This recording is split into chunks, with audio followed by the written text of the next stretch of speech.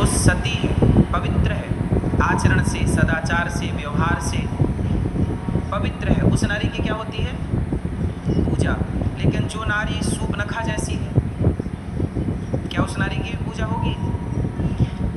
क्या एक तराजू में आप पतिव्रता नारियों को रखो और दूसरी तराजू में आप लिवन में रहने वालियों को रखो, तो क्या दोनों का पलड़ा भारी होगा? उत्तर।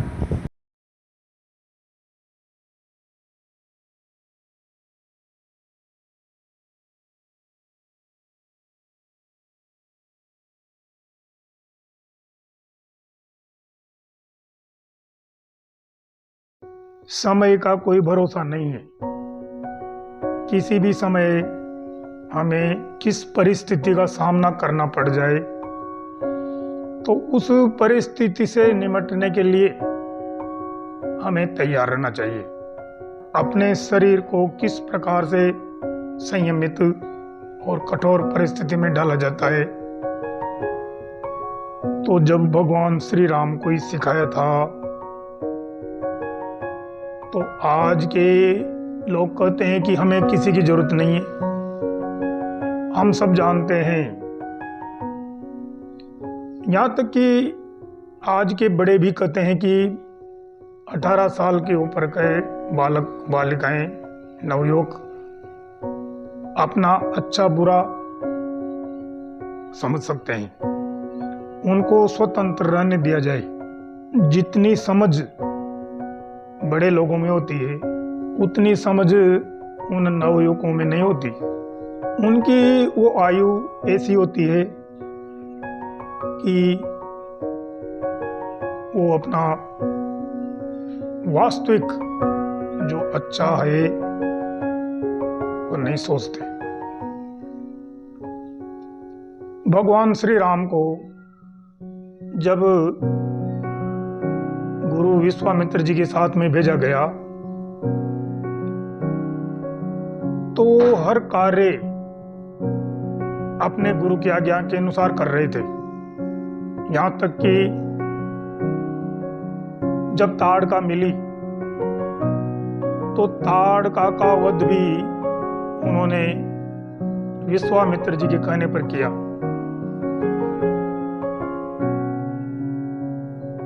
वो समझ रहे थे, जानते थे कि अपना स्वयं का फैसला गलत हो सकता है, लेकिन जब बड़े साथ में हैं तो उनके आदेश के अनुसार करें। एक ही बाण प्राण हर लीना, दीन जान तेई निज पद देना। एक ही बाण में ताड़का को मार डाला, और जब वनवास में शूर्पणखा से उनका सामना हुआ, तब भगवान श्री राम ने उसे समझाने का बहुत प्रयास किया था। वो कह रही थी, ते सम पुरुष नमो सम नारी, ये संयोग विधि रचा विचारी। लेकिन क्या ये सही था? नहीं। वो दुष्टा उनकी बराबरी करने पे लगी थी। कहां तो मर्यादा पुरुषोत्तम भगवान श्री राम, और कहां दुष्ट प्रकृति की वो राक्षसी शूर्पणखा। उसे बहुत समझाने का प्रयास किया, लेकिन वह जब सीता जी को नुकसान पहुंचाना चाहती थी, खाने दौड़ी, उनको मारना चाहती थी, सीता माता को, तो अपनी माता की रक्षा के लिए लक्ष्मण जी से रहा नहीं गया, और लक्ष्मण जी ने उसे दंडित किया, नाक कान काट दी।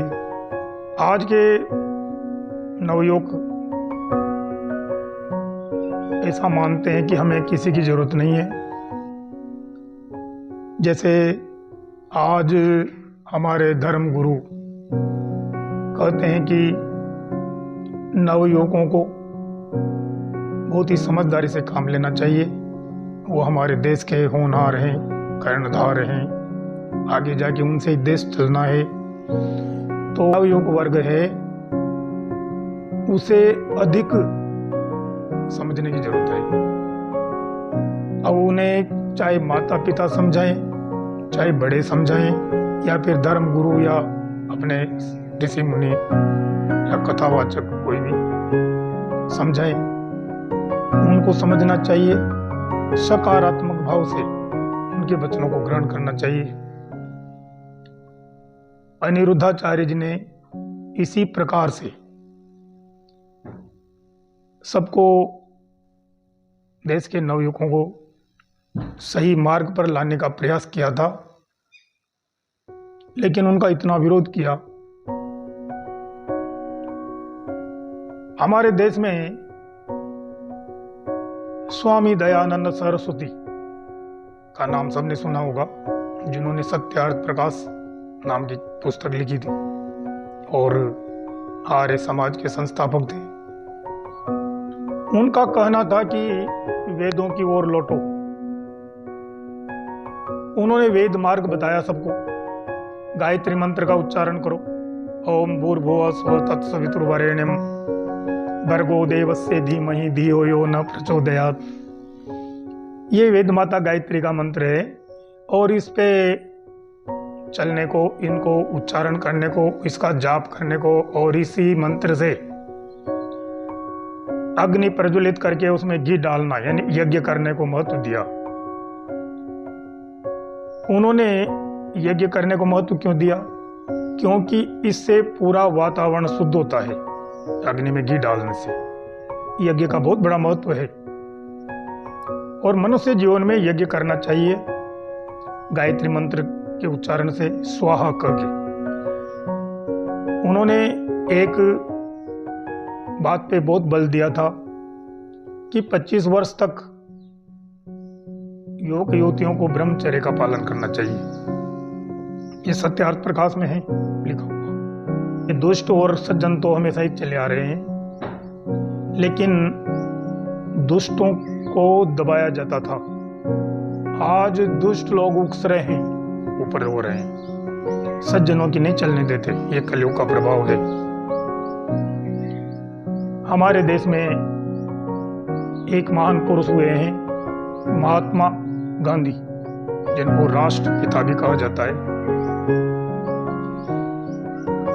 अब उनको क्या जरूरत थी कि इतना सिखाएं, इतनी सलाह दें, लेकिन उन्होंने भारत देश के सभी लोगों को कई तरह की शिक्षा दी। राम राज्य लाना चाहते थे वो। भगवान श्री राम के राज्य में जो होता था ऐसा भारत में होना चाहिए, ये थी उनकी इच्छा। अब ये कैसे संभव था? तो उसके लिए उन्होंने कुछ ऐसे आदर्श रखे, वो स्वयं भी उस पर चलते थे, मानते थे वो खुद, और दूसरों से भी कहते थे। हमारे जो कर्तव्य कर्म हैं मनुष्य के, अगर उनको सब मानने लग जाएं तो राम राज्य अपने आप आ जाएगा। अब वो कर्तव्य कर्म कौन से हैं? उन्होंने सबसे पहले सत्य पर जोर दिया कि लोग कम से कम झूठ बोलें, सत्य बोलने का प्रयास करें, झूठ से बचें। ये सबसे बड़ा मनुष्य का धर्म है और यही सनातन है। सत्य ही सनातन है, क्योंकि पहले भी सत्य था, सत्य है और सत्य ही रहेगा। झूठ कभी नहीं टिक सकता। ये महात्मा गांधी जी के वचन है। दूसरा उनका उपदेश था अहिंसा। किसी भी जीव मात्र की हत्या मत करो और सताओ भी मत। ये दूसरा उनका उपदेश था। उनका तीसरा उपदेश था कि शांति से रहें। शांति प्रिय थे वो। हमारे भारत के सब सनातनियों को, सब लोगों को शांति पूर्वक अपना जीवन व्यतीत करना चाहिए। अब शांति कैसे रहेगी? शांति मन में रखना बहुत बड़ी बात है। गरीब से गरीब और बड़े से बड़े धनवान कोई भी शांति से नहीं रहते, उनको हमेशा ही अशांति रहती है मन में। जो मिल जाए उसमें संतोष हो तो शांति रहे। अपनी आवश्यकता सबकी पूरी होती है, लेकिन इच्छाएं कभी पूरी नहीं होती। और आज का समाज, आज के लोग इच्छाओं के वशीभूत हो रहे हैं। उनकी इच्छाओं का कोई पार ही नहीं है, महत्वाकांक्षी होते जा रहे हैं। तो महात्मा गांधी जी ने इस बात पे बल दिया था कि शांति से रहें, संतुष्ट रहें और प्रेम से रहें। प्रेम से रहना सिखाया उन्होंने। प्राणी मात्र के ऊपर दया करें। दया रखना बहुत जरूरी है। अगर मनुष्य होकर के दया भाव नहीं है तो धिक्कार है ऐसे मनुष्य जीवन को। और क्षमा करने की उनकी क्षमता होनी चाहिए। जो मनुष्य क्षमा नहीं कर सकता वो बिल्कुल निर्धन है, वो कुछ भी काम का नहीं है। सहनशीलता और क्षमा ये गुण मनुष्य के आभूषण हैं। अपने छोटे या बड़े कैसे भी हों, गलतियां सबसे होती हैं, तो क्षमा करने की हैसियत और क्षमता मनुष्य जीवन में होना चाहिए। क्षमा करते रहो और सन्मार्ग पर चलने का और चलाने का प्रयास करते रहो, तो क्षमा सबसे बड़ा आभूषण है मनुष्य का। अगर प्रत्येक मनुष्य दूसरे को क्षमा करें, सहन करें, तो ये और परोपकार, दूसरों की सहायता करना मनुष्य का धर्म है। ये महात्मा गांधी जी के वचन हैं, जिन्होंने नए मालूम हो तो सीख लो। वो राम राज्य लाने का प्रयास इसलिए करते थे कि लोग ऐसे बने तभी राम राज्य आ सकता है। एक प्रधानमंत्री या एक कोई भी सरकार का व्यक्ति समाज को या देश को सुधार नहीं सकता। देश जब सुधरेगा जब पूरी प्रजा सुधरेगी।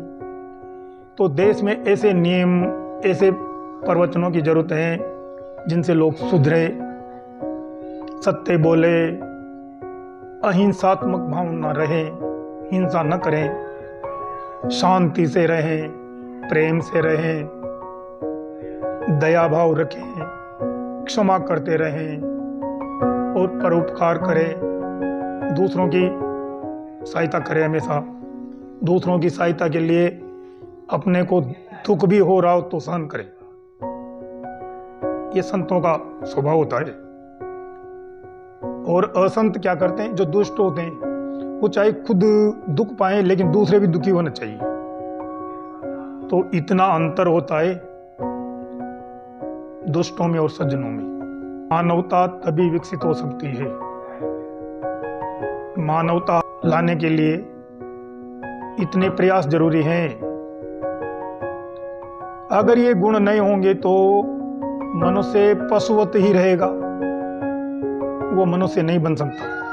हमारे देश में अभी हमारे माननीय प्रधानमंत्री श्री नरेंद्र मोदी जी इन गुणों का पालन करते हैं। तो देखिए उनका कितना महत्व है इस समय पूरे विश्व में। वो जहां तक होने से होता है वहां तक झूठ बोलने से बचते हैं, किसी भी प्राणी को दुखी नहीं देखना चाहते। कुछ लोगों के मारे जाने पर देश में 100-200 आदमी मर जाए तो इतनी बड़ी बात नहीं है एक प्रधानमंत्री के लिए।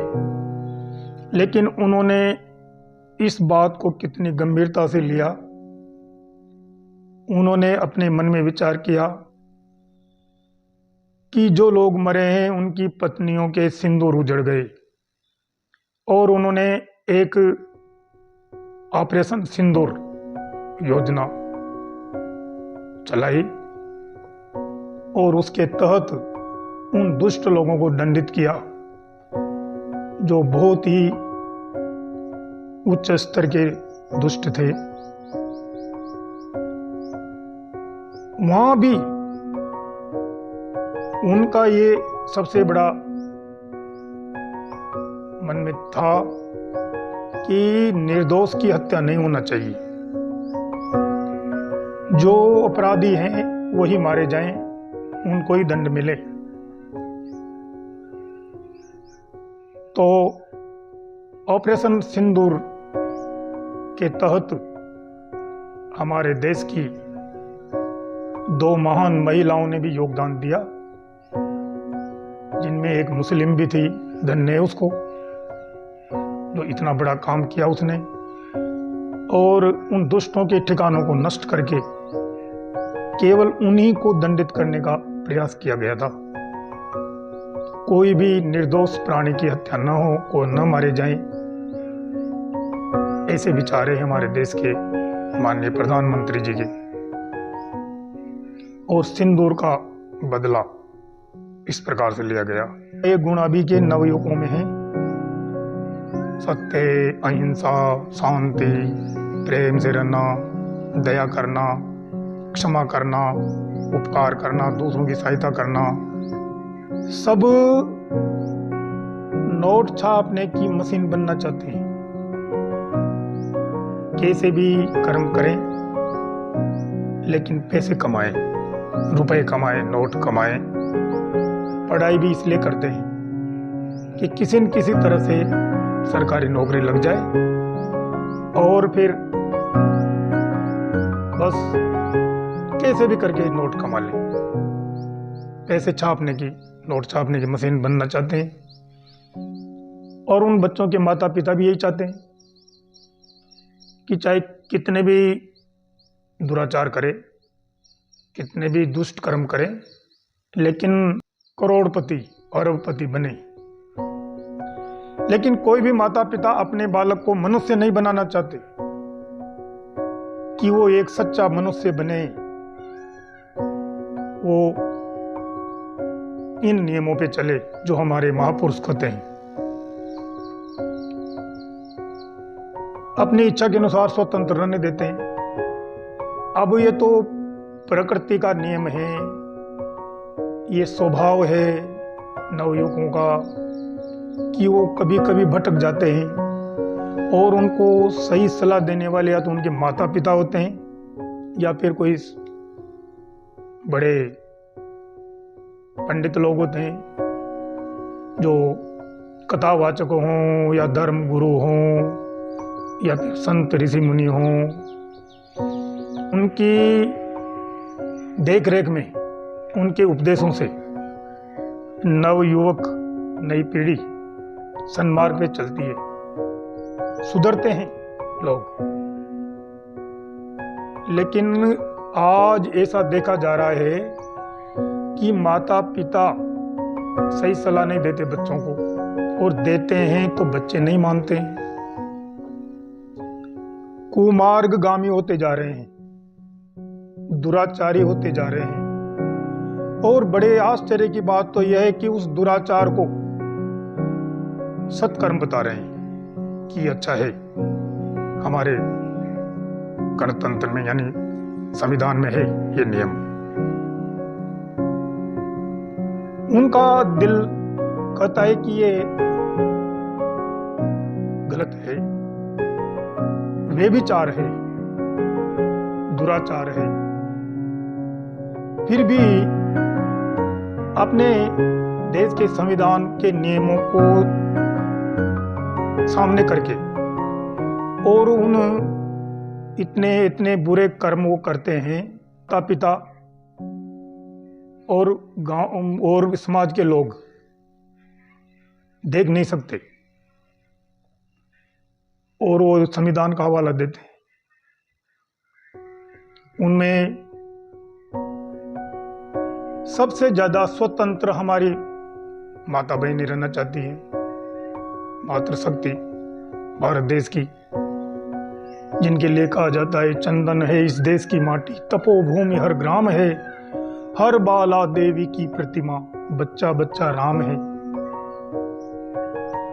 हर बाला देवी की प्रतिमा और बच्चा बच्चा राम, ऐसा भारत देश है हमारा।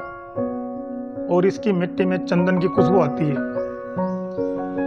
और इस समय इस मिट्टी को और इस पूरी कहावत को धूमिल किया जा रहा है, मिट्टी में मिलाया जा रहा है। हमारे भारत देश की सनातन संस्कृति को नष्ट करने का प्रयास आज के पढ़े लिखे और शिक्षित वर्ग के लोग भी कर रहे हैं। वो ऐसे ऐसे तर्क देते हैं कि इनमें कोई बुराई नहीं है। अरे बालकों को स्वतंत्र रहने दो तभी तो करेंगे। अगर वो कोई कर रहे हैं तो करने दो उनको, उनका अच्छा भला बुरा वो समझते हैं, कितना भी दुराचार करें। वे भी चार भी शामिल है उसमें।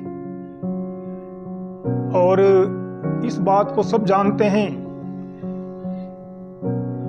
कि सबसे बुरा चरित्रहीनता होना है। अपने चरित्र की रक्षा करना सब मनुष्य का सबसे बड़ा कर्तव्य है। सब जाए पर चरित्र न जाए। और भगवान से भी इसी प्रार्थना करते हैं।